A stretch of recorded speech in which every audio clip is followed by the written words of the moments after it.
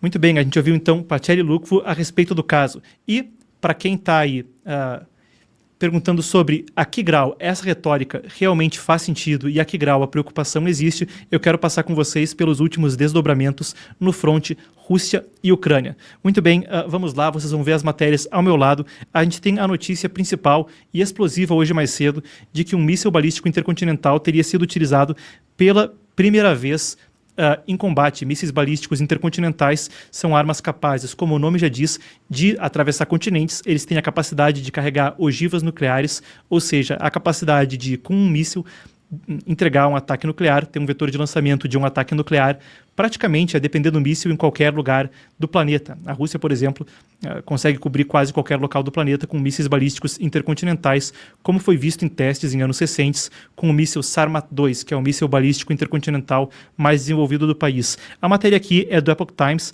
oficiais ucranianos falavam, isso é de hoje mais cedo, que então a Ucrânia teria sido atingida aparentemente com um míssil balístico intercontinental sem uma carga nuclear, mas com cargas regulares, com explosivos regulares. A informação foi confirmada, isso é um post nas redes sociais do Comando da Força Aérea das Forças Armadas da Ucrânia, que confirmou a informação, e a gente teve ainda depois também o presidente Volodymyr Zelensky falando a respeito do assunto. Quando, logo antes da gente entrar no ar, vem a informação de que o presidente russo Vladimir Putin confirmava o uso de tal tecnologia numa série de retórica inflamatória que vem crescendo na Ucrânia conforme as tensões se desenvolvem no leste da Europa. A gente tem legendada a fala, logo antes da gente entrar no ar, do presidente russo. Vamos ouvir. В ответ на применение американского и британского дальнобойного оружия 21 ноября текущего года российские вооруженные силы нанесли комбинированный удар по одному из объектов оборонно-промышленного комплекса Украины. В боевых условиях было проведено в том числе и испытание одной из новейших российских ракетных систем средней дальности. В данном случае с баллистической ракетой в безъядерном гиперзвуковом оснащении. Наши ракетчики назвали ее «Орешник». Испытания прошли успешно. Цель пуска достигнута.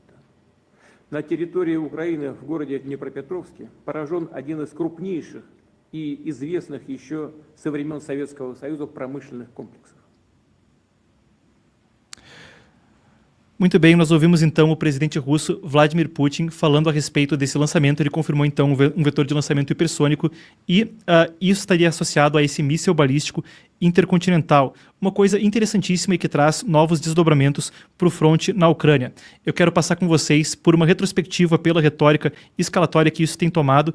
E antes da gente seguir, eu quero até mostrar, a gente tem imagens que vêm de pessoas na Ucrânia filmando, supostamente filmando esse impacto do míssil balístico intercontinental. Eu falo supostamente porque elas viralizam pela internet assim e foram confirmadas por alguns veículos. A gente não tem como confirmar independentemente até o momento, estamos trabalhando nisso, mas essas são as imagens que circulam então e de toda forma, sendo elas ou não desse disparo, elas exemplificam algumas das capacidades de um míssil balístico intercontinental e são todavia interessantes para a gente. Um míssil balístico intercontinental pode carregar várias ogivas. Ogivas são as cargas explosivas à sua frente e pode atravessar, por exemplo, uma distância de continentes e então soltar a sua carga explosiva em várias direções, pode carregar vários explosivos dentro da ponta, várias ogivas dentro da ponta, como vocês veem nessas imagens, os impactos ao meu lado, certo? Muito bem, aí então, até com som, então, são as imagens que circulam nas redes sociais, alegadas por internautas como sendo desses ataques. Seja como for, elas têm o papel para a gente didático de demonstrar esses impactos múltiplos que vêm com esse tipo de armamento. Ainda nessa toada, eu passo com vocês, como eu dizia, pela retórica inflamatória e as hipóteses a respeito do assunto. A gente vai passar por uma série de matérias recentemente. Uma delas traz à tona que Putin baixou as restrições para o uso de armas nucleares. Vocês veem agora ao meu lado, então, a matéria do Epoch Times, ela que pontua, há dias atrás, cerca de 2 dias atrás, foi na terça-feira, Putin assinando declarações para baixar as restrições para o uso de armas nucleares. Antes, isso poderia ocorrer no caso de uma ameaça existencial à Rússia, vindo de outro poder nuclear. Agora, a interpretação é afrouxada, uma coisa que já vinha sendo anunciada há longo tempo, para considerar que países que utilizem armas supridas diretamente por potências nucleares podem ser consideradas alvos legítimos. Isso vem na esteira do enquadramento da Ucrânia como um dos países que poderia ser alvejado por armas nucleares. Indo para a próxima reportagem, a gente vê essa, de que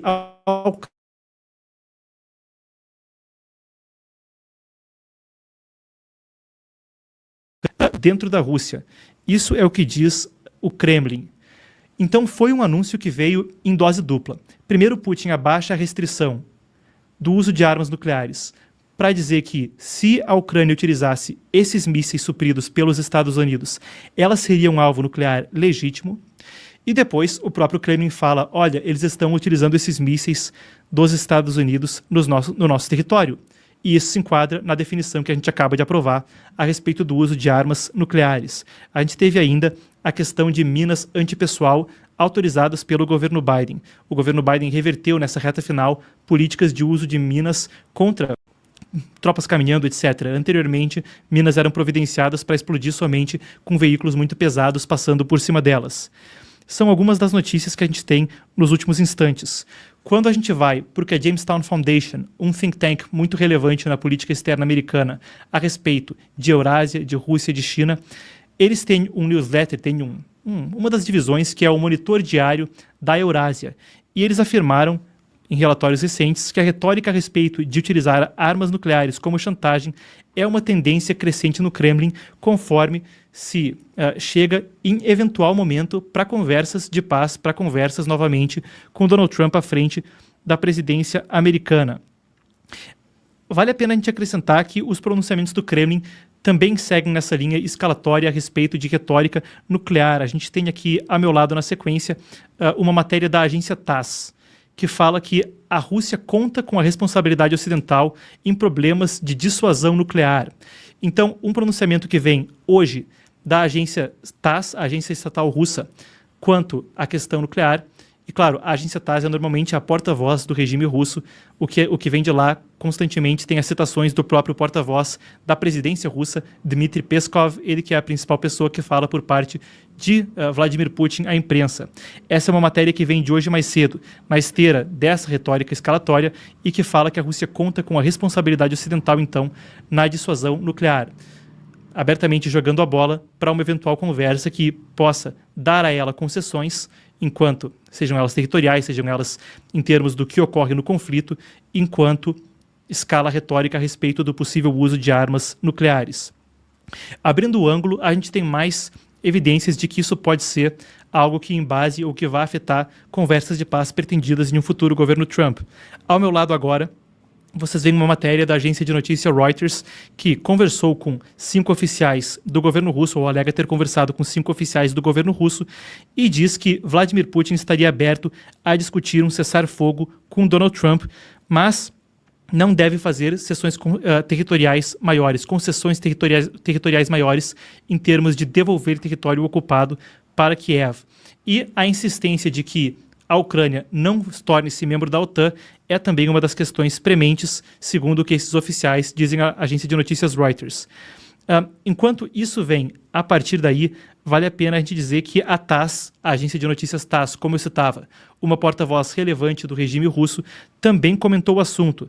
A gente tem aqui essa matéria aqui da agência TASS que reconhece a questão da relação, que reconhece a matéria da agência Reuters, que comenta a respeito dela e diz que há vários cenários para um eventual fim negociado do conflito, mas diz que nenhum cenário envolve congelar as linhas de frente, que isso não vai ser aceito pela Rússia. Nas palavras do Dmitry Peskov, como eu disse, porta-voz do Kremlin, é importante para nós que conquistemos nossos objetivos, que são bem conhecidos a todos. Nenhum cenário de congelamento do conflito estará bem para nós. E ela aí repete as alegações da agência Reuters, que, claro, tomam outro peso, porque aparentemente tem um tom de confirmação de uma fonte russa. A matéria diz, de acordo com as fontes da Reuters, os lados podem discutir uma linha de demarcação concreta, bem como uma troca de territórios, em particular nas regiões de Kursk e Kharkiv.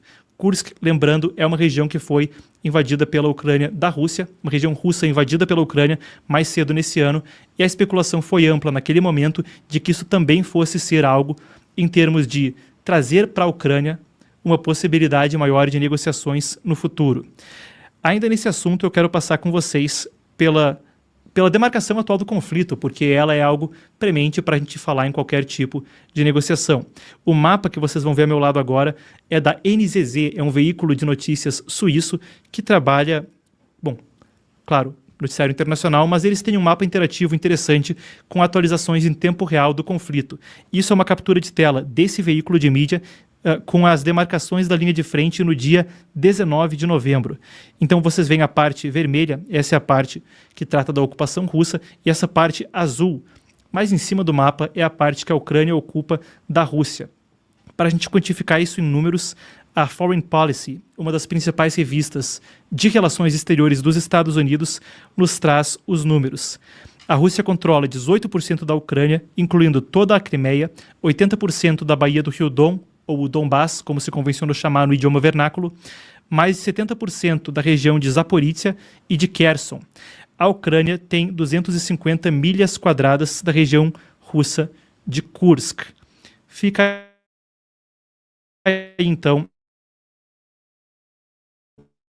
aqui essa questão de um congelamento das linhas de frente, um eventual congelamento das linhas de frente, foi uma questão discutida. Foi uma das questões que foi discutida supostamente por oficiais anônimos dos Estados Unidos. Apesar de nenhuma fonte oficial ter confirmado isso, foi noticiado pelo The Telegraph, na Inglaterra, entre outros jornais, que o governo Trump poderia discutir um congelamento do front. Como a gente viu por matérias recentes, a coisa não vai nessa direção.